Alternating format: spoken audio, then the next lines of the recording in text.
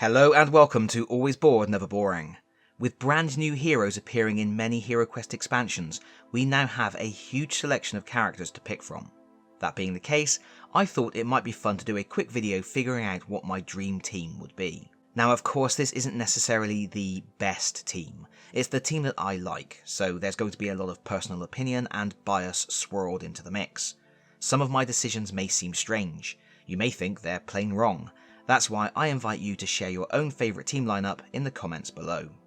All told, we currently have 11 hero classes: Barbarian, Elf, Dwarf, Wizard, Guardian Knight, Rogue Heir of Elethorn, Wandering Monk, Warlock, Druid, Berserker and Explorer. That's right, exactly 11 choices. Okay, there's 12, I am sorry. I know people don't like it when I pick on the Orc Bard, so that is my only dig in this video, I promise.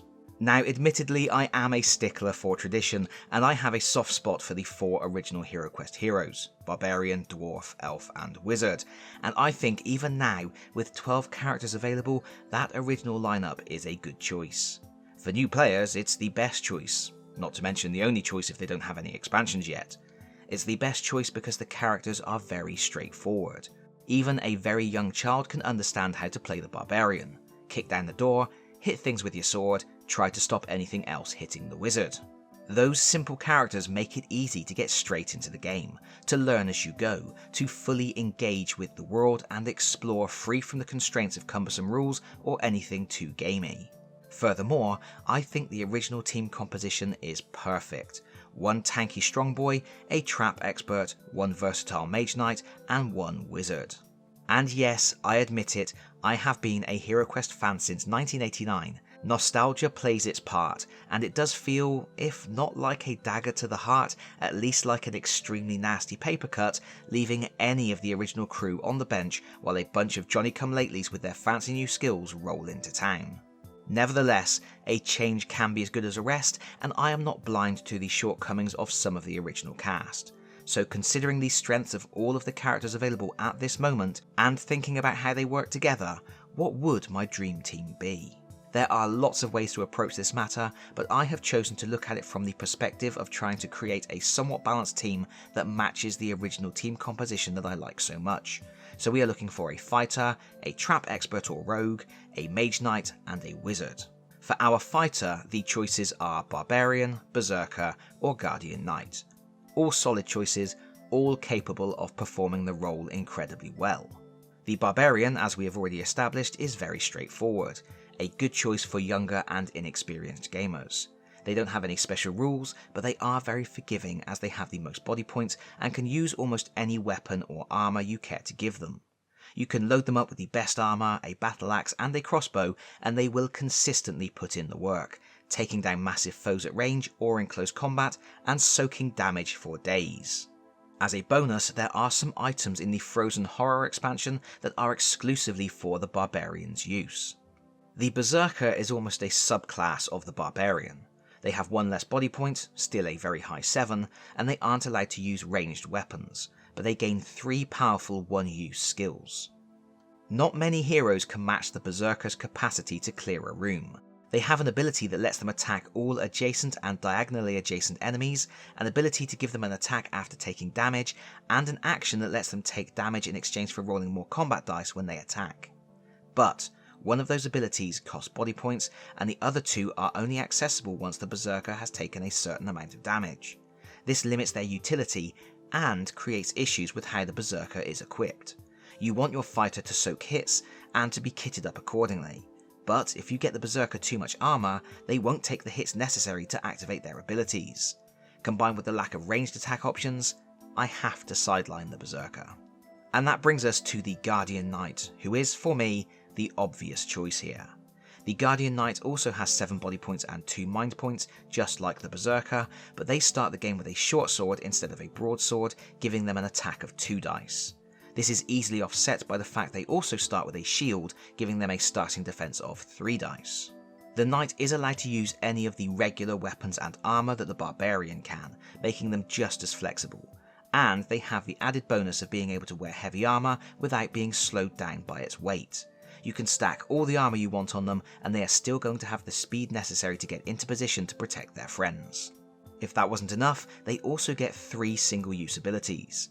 If someone triggers a wandering monster, the knight can challenge that monster and take the attack instead. They can prevent all damage to an adjacent ally, and if they are ever reduced to 0 body points, their body points are set to 1 and they stay in the fight.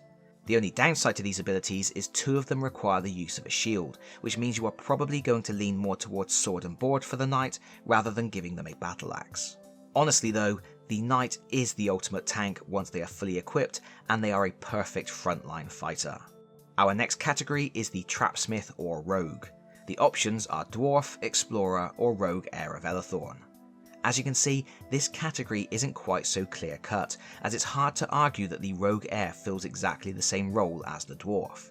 But all 3 of these characters are competent fighters, in their own way, with abilities relating to traps. The Dwarf is a solid choice who is as much a frontline fighter as he is a Trapsmith. He has 7 body points, which is as high as the Berserker or the Knight, 3 mind points, and he can use almost any weapons or armor. The obvious exceptions being items that are expressly for use by a specific character such as the Wizard, Barbarian or Elf. And of course, he has a 5 in 6 chance of disarming traps. If you pick the Dwarf, you are getting a no-nonsense fighter who has a single ability he can use as many times per adventure as he likes. He's just very easy to use, and used well. But you aren't going to see a lot of variety in your gameplay, and as we are also going to have a mage knight on the team, I feel we can safely pass on the Dwarf's tanky fighting prowess in order to get something a bit more specialised. The Explorer is much more of a rogue. They have a completely different stat line with just 5 body points, but 5 mind points, and they aren't allowed to wear metal armour, which makes them far squishier than the original Dwarf. You aren't going to be able to use this Dwarf to tank hits, but give them a crossbow and they are going to be an effective archer to support your fighter. The main benefit of the Explorer is that they get the same ability to disarm traps as the Dwarf, but they also have 3 skills, all of which are permanent. Whenever the Explorer draws a treasure card that awards them gold, they gain an extra 25 gold. That is huge and can make it much easier for the team to tool up early on. The Explorer can also ignore the first hazard they draw from the treasure deck once per turn, drawing a replacement treasure card in the hopes of finding something good. Finally, once per turn, when they stand next to 1 or more traps, Zargon must tell the Explorer about the presence of those traps. It's a decent set of skills, mainly geared around getting the Explorer to pull cards from the treasure deck. The big issue there is the more the Explorer explores, the more chance they have of finding wandering monsters, which is why if you are thinking of using this character, you may want to make sure a Guardian Knight is also on the team. I would say the Explorer is a good replacement for the Dwarf, despite having to use them very differently. But for me, this slot on the team has to go to the Rogue Heir of Elethorn. And that is probably a controversial choice, but there it is. The Rogue Heir is the furthest removed from the original Dwarf. They only have 5 body points and 4 mind points, and they are not allowed to use metal armor or shields, making them incredibly susceptible to getting a good pummeling. Furthermore, they don't have the innate ability to disarm traps that the Dwarf characters do. They have to rely on their bandolier equipment, which acts as a toolkit, meaning at best they have a 50% chance of disarming traps, and failure, resulting in damage, is far more of a penalty to them than it would be to the Dwarf because of their lower body points total. That means their abilities as a Trapsmith are secondary to their other roguish traits. In fact, if disarming traps is the important thing for you, I wouldn't recommend the Rogue Heir. Go for the Explorer instead. For me, I have found that with the exception of chest traps, disarming traps isn't used all that often. And what the Rogue brings to the party is quite special, because they are fun and they are excellent at clearing out mobs.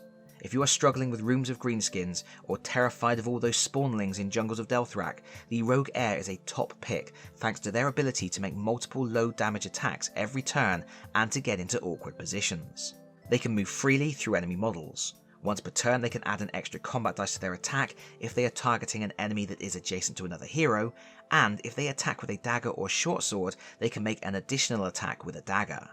Oh, and they have infinite daggers, so they can make multiple ranged attacks with daggers every turn, taking down weaker targets at range.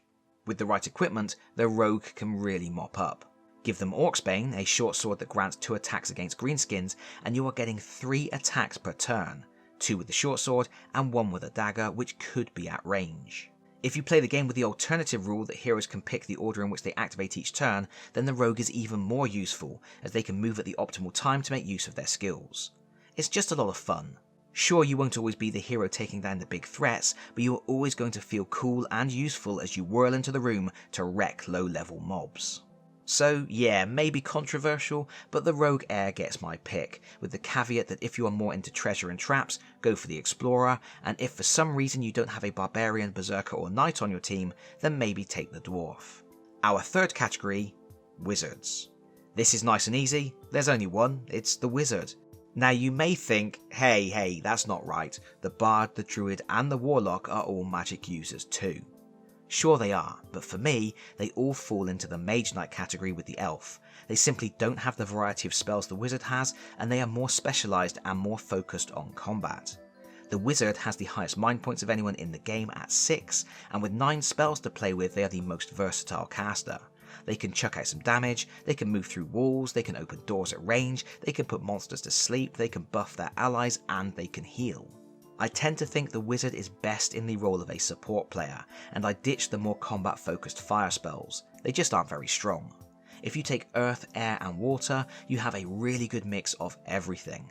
2 healing spells, 1 buff, 3 spells that give characters unique movement options, 2 spells that deny enemies their actions, and the powerful genie for when you feel like one-shotting a boss. Later on, you can load up the wizard with spell scrolls. Don't give them to the other characters, they will be too busy using their actions for what they are actually good at. And he can even help out in a fight once he has a wizard staff to poke at things diagonally from relative safety. Oh, and of course Wizards of Morcar is supposed to be coming out this year, which will include additional wizard spells.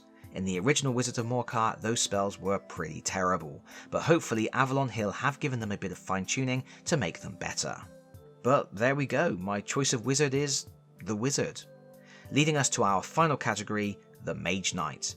Our options are Elf, Warlock, Druid, Monk and Bard. I actually think there are 2 good choices here, but it depends on if you have the Mage of the Mirror expansion. Core set Elf is fine, but not particularly exciting. They have average stats, body 6, mind 4, they can use pretty much any equipment, and they get a set of 3 elemental spells. A good all-rounder, able to be as strong in combat as the Barbarian, but with a bit more flexibility thanks to magic. But they really become something special when you get Mage of the Mirror, which not only includes some exclusive elf items, but also introduces a set of 8 elf spells. And these are awesome. They are varied and exciting, and while you can only take 3 of them per quest, you can select which 3 each time. This lets you fine-tune the elf to your personal playstyle, or adapt to the demands of the adventure you are about to face.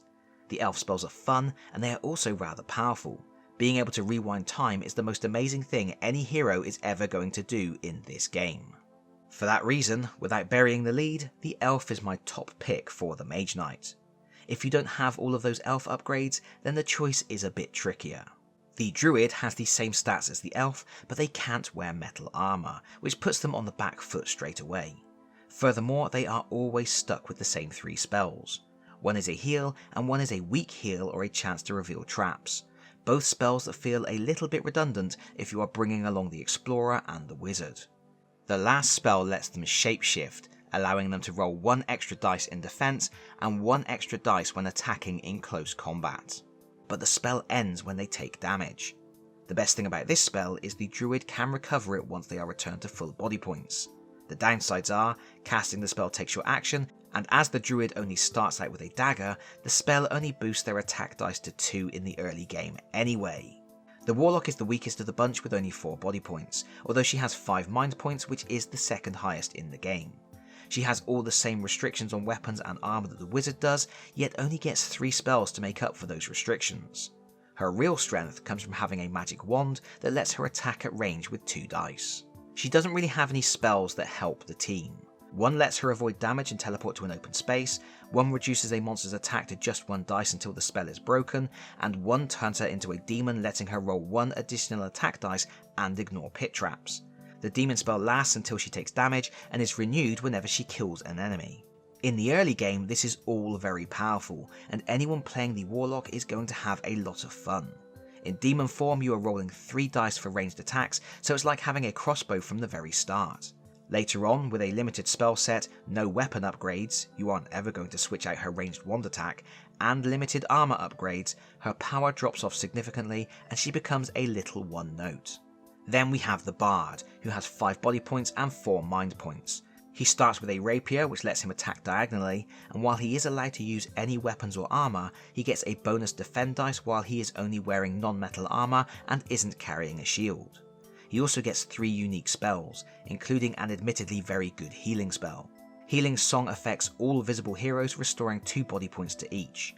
Lullaby is unfortunately no different to the Wizard's sleep spell, and Inspiring Tale is quite weak. It gives one hero 1 extra attack dice for 1 attack.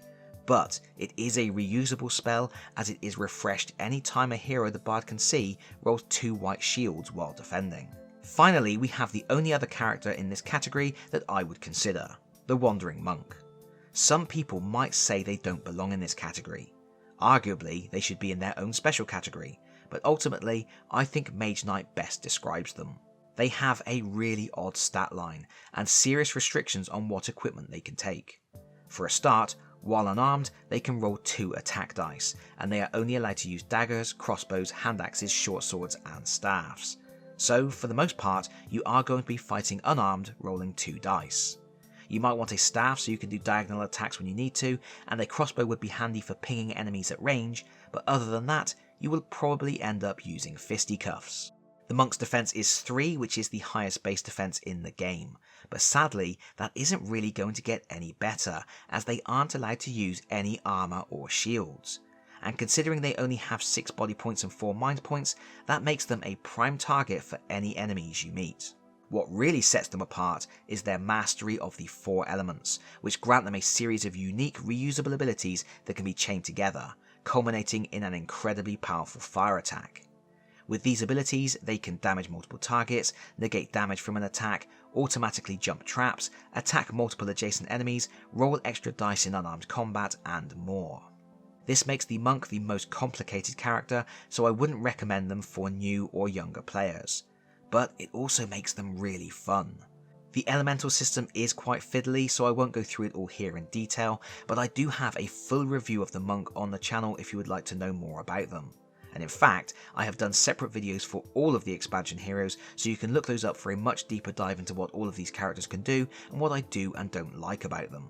Suffice to say for now, the Monk is cool, and plays very differently to any other hero, as they have these 4 abilities that are used and then exhausted, but will refresh to be used again if ever there are no monsters in the Monk's line of sight. Chain together Earth, Wind and Water abilities, and you can access the Fire ability. It's pretty slick. So I do think the Monk is a really good choice for this position. They can cause a lot of damage, and their abilities make them quite versatile. But I still have to give my selection to the Elf with Elf spells. And there we have it, the final lineup: Guardian Knight, Rogue Heir of Elethorn, Wizard and Elf. The Guardian Knight is going to be your frontline fighter and has the skills to protect the squishier Rogue Heir and Wizard. The Rogue Heir can disarm traps, thin out mobs and generally run interference. The Wizard has access to healing buffs and other utility powers, and the Elf is going to be your secondary fighter with access to more useful spells.